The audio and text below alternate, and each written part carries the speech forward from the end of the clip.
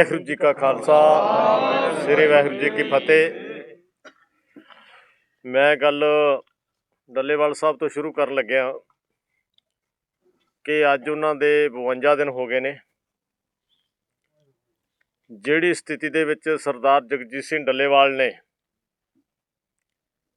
वो सारे आपां वेख रहे हैं, जिहड़े मिल रहे आ उन्हां दी इस वक्त जिहड़ी स्थिति आ वो पानी भी नहीं पच रहा। रात जिहड़ा उन्होंने मात्रा इन्नी पानी की घट गई है, जे एकदम घुट भी भरी जाए तो घुट बाहर आई है। रात उन्होंने उल्टियां जिहड़ियां आउणियां शुरू होईयां। तो मैं जदों तड़के मिलिया उन्होंने कहा भी 6-7 घंटे हो गए मैं पानी लंघ नहीं रहा, पच नहीं रहा।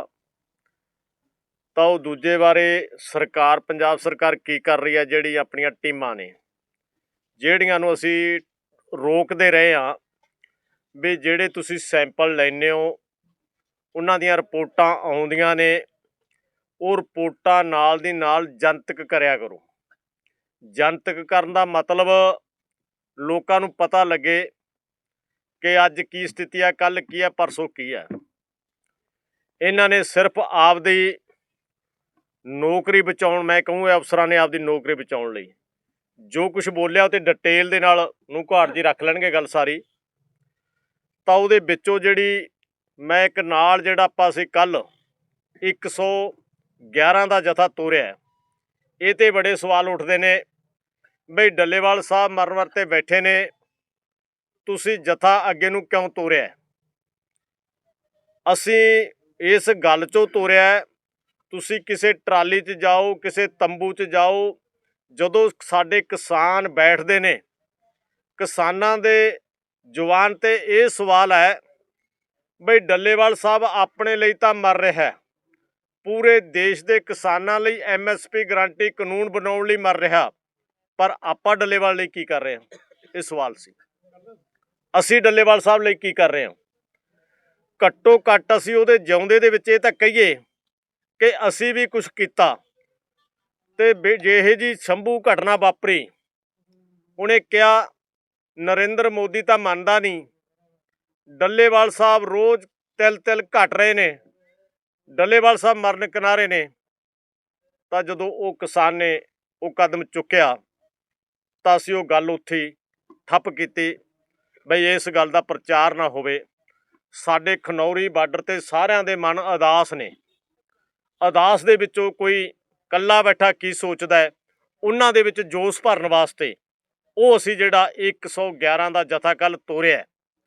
ਤਾਂ ਅਸੀਂ ਇੱਥੇ ਮਰਨ ਨਾਲੋਂ ਘੱਟੋ ਘੱਟ ਕੇਂਦਰ ਸਰਕਾਰ ਦੇ ਗਲ ਲੱਗ ਕੇ ਤਾਂ ਮਰ ਗਏ।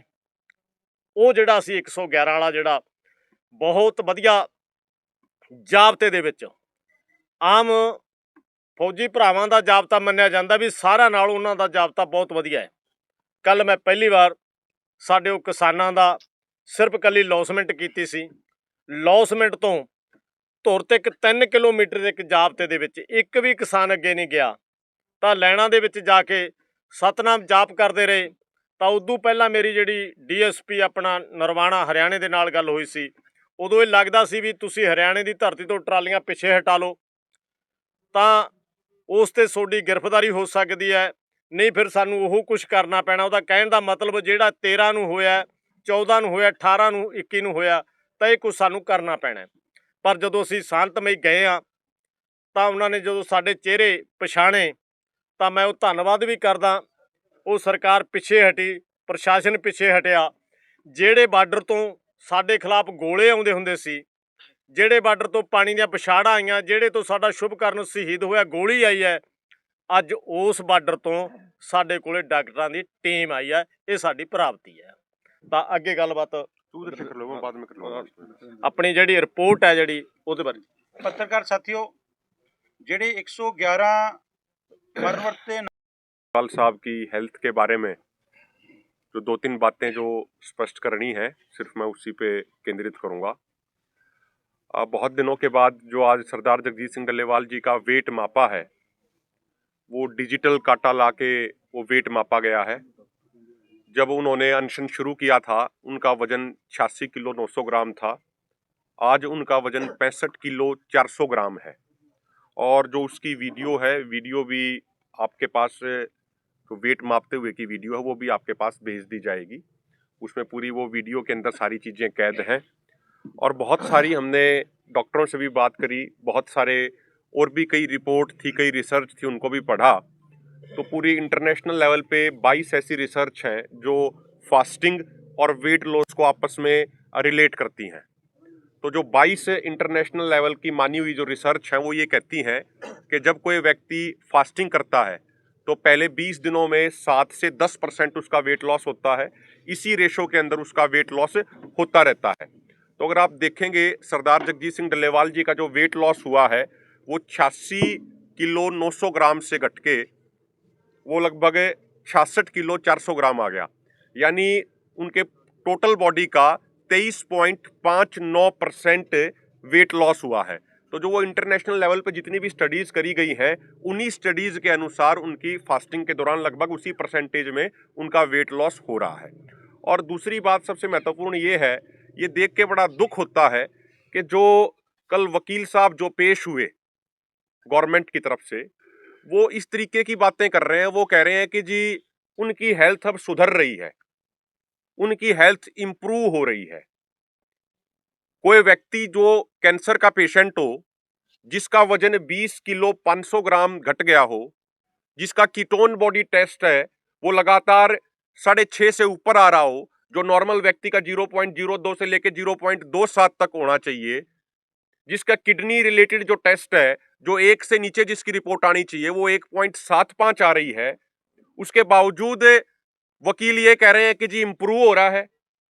अगर अनशन करने से, अगर किसी व्यक्ति को भूखा बैठने से अगर उसकी इंप्रूवमेंट आती है तो फिर जिन लोगों को ये बड़ी बड़ी बीमारियां हो जाती हैं उनके लिए ये हॉस्पिटल क्यों खोल रखे हैं, फिर डॉक्टर क्यों बैठा रखे हैं?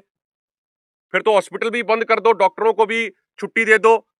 फिर तो अगर कोई व्यक्ति बीमार हो उसमें इंप्रूवमेंट लाने के लिए फिर तो उसको भी भूखा बैठा दो, उसको भी अनशन पे बैठा दो, सारी बीमारी भी ठीक हो जाएंगी, सब कुछ अपने आप इंप्रूवमेंट आ जाएगी। तो जो इस तरीके की जो ये हल्की स्टेटमेंट जो गवर्नमेंट के वकील जो दे रहे हैं, ये एक तरीके से सरदार जगजीत सिंह डल्लेवाल जी जो अपने शरीर पे कष्ट झेल रहे हैं, जो किसानों के जख्म हैं, जो डल्लेवाल साहब के जो जख्म हैं, उनके ऊपर ये नमक छिड़कने का काम किया जा रहा है। तो ऐसे किसी भी व्यक्ति को जो एक जिम्मेदार पद पे बैठा है उसको बड़ा नाप तोल के सारी चीजें बोलनी चाहिए। वो एक क्या नरेटिव प्रेजेंट करते हैं? वो नरेटिव प्रेजेंट करते हैं कि भाई हीमोग्लोबिन ठीक ठाक है जी अभी, जबकि डॉक्टर साहब बैठे हैं ये ज्यादा अच्छे से बता देंगे। जो हमने जितने भी एक्सपर्ट डॉक्टरों से बात करी, जितने भी हमने खुद उसको चेक किया, तो रेड ब्लड सेल्स के अंदर हीमोग्लोबिन होता है जो ऑक्सीजन का एक तरीके से कैरियर है, और रेड ब्लड सेल की जो लाइफ है वो 120 दिन है, और अभी अनशन को उनके 52 दिन हुए हैं। तो जानबूझ के उन पैरामीटर्स को दिखाया जाता है, उन पैरामीटर्स को वहां प्रेजेंट करते हैं जो ज्यादा लंबा समय लेते हैं नीचे जाने के लिए।